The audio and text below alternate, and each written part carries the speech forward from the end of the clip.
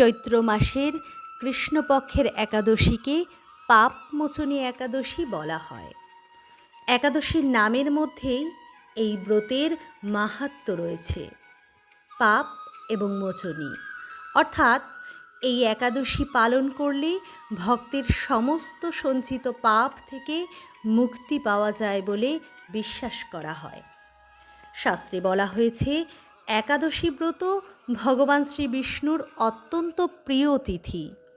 এমন একটি পবিত্র দিনে ভক্তি ভরে উপবাস, নাম সংকীর্তন ও ভগবানের স্মরণ করলে জীবনের বহু পাপ নাশ হয়ে যায়। হৃদয়ে ভক্তির আলো জ্বালিয়ে এই দিনে যতটা সম্ভব ভগবানের নাম জপ করুন, গীতা এবং ভাগবত শ্রবণ করুন এবং নির্মল মনে প্রার্থনা করুন। শাস্ত্রমতে এমনও বলা হয় যে এই একাদশী পালন করলে অশ্বমেধ যজ্ঞের সমান পুণ্য লাভ হয়। যারা অজান্তে বা ইচ্ছাকৃতভাবে কোনো ভুল বা পাপ কাজ করে ফেলেন, তারা শুদ্ধ মনে এই ব্রত পালন করলে পাপের বোঝা থেকে মুক্তি পান।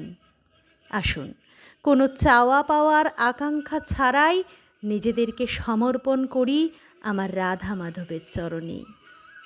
কোনো চাওয়ার আশা ছাড়াই আমরা কেবল তাদের চরণ দুটিকে নিজের বুকে জড়িয়ে ধরে নির্মল মনে প্রার্থনা করি। রাধে কৃষ্ণ।